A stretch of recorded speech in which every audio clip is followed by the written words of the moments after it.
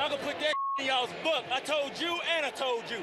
Touchdown. That means throw it up above his head. They can't jump with me. Golly. There's so much attention on the NFL draft these days that many fans often forget that it's just the beginning to becoming a player on the team.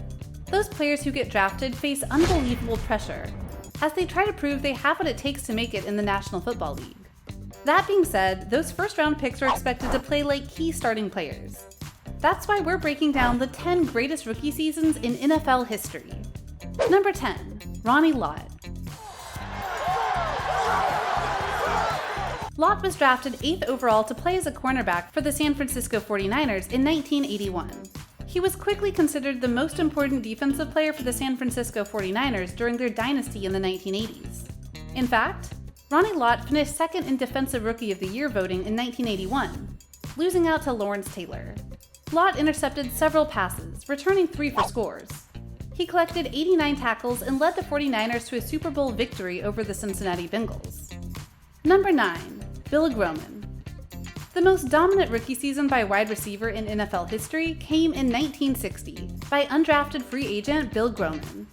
At the time, Grohmann was brought in to play for the Houston Oilers. Grohmann, with future Hall of Famer George Blanda throwing to him, caught 72 passes for 1,473 yards and 12 touchdowns.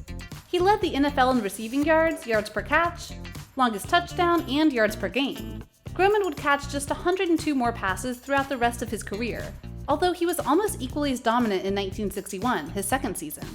At the time, fans were shocked to see a rookie player make a splash, and he helped reshape people's conceptions of players who had just been drafted. Number 8, Sammy Baugh. The quarterback position practically didn't even exist before Sammy Baugh began his career in 1937 for the Washington Redskins. All Baugh did as a rookie was lead the league in virtually every passing category: attempts, completions, completion percentage, yards, touchdown percentage, yards per attempt, yards per completion, and passer rating. Not only that, but Baugh also happened to play defensive back and punted too. These days, this is practically unheard of. The one-man show led the Washington team to the NFL championship, where he threw for 335 yards and 3 touchdowns in a 28-21 victory. The 335 passing yards stood as a single-game rookie record for quarterbacks in the postseason, until Russell Wilson broke it in 2012. Number 7, Javon Kearse. Known as the Freak, Javon Kearse turned in the best season by a rookie defensive end in NFL history. He was drafted in 1999 by the Tennessee Titans as the 16th pick of the first round. In total, Kearse collected 14.5 sacks and forced a ridiculous 8 fumbles. He also scored on a fumble return touchdown. He did more in that single season than many of his rookie colleagues combined that year. His magnificent season helped the Titans finish with a 13-3 record. They would eventually advance to their first Super Bowl in franchise history. Kearse collected 3 sacks during the postseason. Number 6, Tommy Nobis. Atlanta selects Tommy Nobis, linebacker, University of Texas. Tommy Nobis may be one of the highest lesser knowns on our list. That being said, he was a force to be reckoned with, and definitely a name to know. Nobis was the first player drafted by the expansion team, the Atlanta Falcons, in 1965. He was brought into play as a linebacker. He's somewhat forgotten those days, but Tommy Nobis was pretty much Ray Lewis but a half-century ago. The number 1 pick in the 1966 draft, Nobis recorded 294 tackles in 14 games during his rookie year. That's unprecedented. That's a still-standing single-season record in 14 games too that will probably never be broken. That's an average of 21 tackles per game. That's practically a tackle every 3 defensive snaps. And just don't forget, Nobis did all of that in his first year alone. He'd go on to have a very strong career and played for a few different teams. Number 5, Randy Moss. They call me the Freak, man. Why they call you the Freak? Because I'm a freak of nature. You're going to see today, just keep your eyes glued to the TV. Randy Moss was drafted very late in the 1998 draft. In fact, 20 teams had passed on Moss before he finally found a home on the Minnesota Vikings. That being said, Moss made sure to make every single one of those teams who passed on him look foolish. He ventured into one of the most unbelievable rookie seasons of all time. His incredible 1998 rookie season included 69 catches, 1,313 yards, and 17 touchdowns. He and Randall Cunningham formed the most dangerous quarterback to wide receiver combo in the NFL, and the Vikings scored a single season record 556 points. They came within 3 points of a trip to the Super Bowl. As you're obviously aware, that was only the beginning for Moss. Number 4. Greg Cook. Greg Cook was drafted by the Cincinnati Bengals in 1969 to play quarterback. The younger NFL generation doesn't even know the name Greg Cook, and it's a shame, because the former Cincinnati Bengals quarterback could have been an all-time great if he stayed healthy. Cook, the 5th overall pick by the Cincinnati Bengals, turned in a dominant rookie season. He led the NFL in completion percentage, yards per attempt, yards per completion, and passer rating.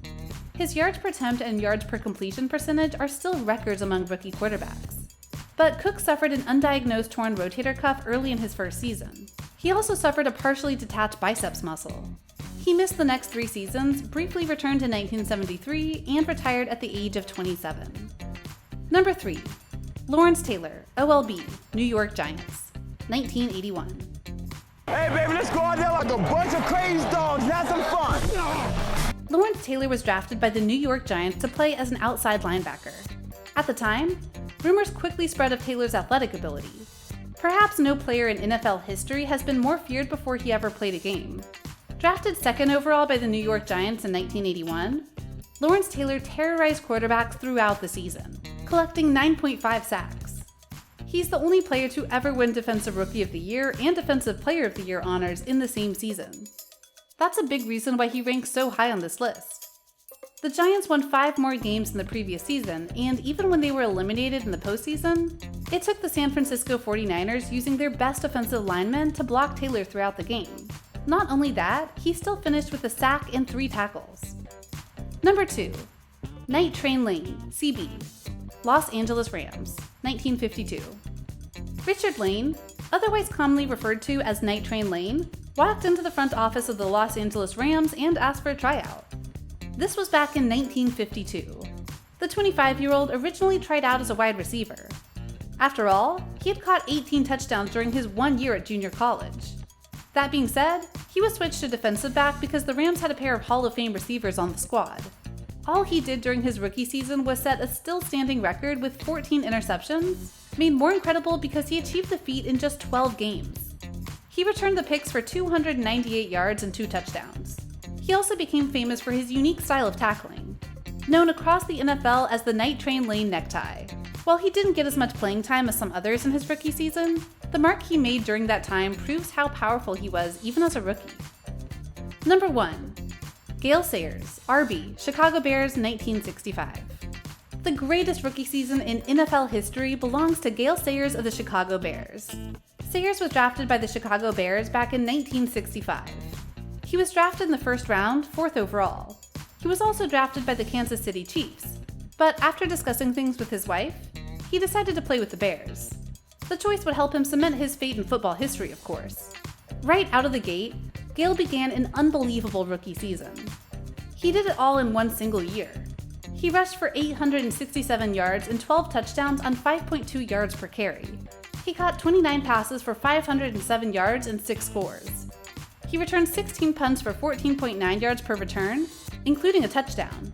And he returned 21 kicks for 31.4 yards per return, including a touchdown. In all, Sayers scored 22 touchdowns, the most in a single season in league history at that point. His 2,272 all-purpose yards also set a single-season record. His performance against the San Francisco 49ers on December 12, 1965, is probably the single greatest game by any player in NFL history. He scored 6 touchdowns, 4 on the ground, 1 through the air, and 1 on a punt return. He collected 113 rushing yards, 89 receiving yards, and 134 punt return yards. That's a total of 335 all-purpose yards. Sayers was an unstoppable machine, and he was only at the beginning of his career. Before facing a number of injuries which ultimately ended his career, Sayers went on to perform at an extremely high level throughout the rest of his time in the NFL. Did we miss anyone? Let us know about an NFL rookie performance we might have missed in the comment section below. As always, if you enjoyed the video, be sure to like, comment, subscribe, and hit that notification bell so you don't miss out on any new videos. This has been our breakdown of the 10 greatest rookie seasons in NFL history. Have a good one, and we'll see you next time.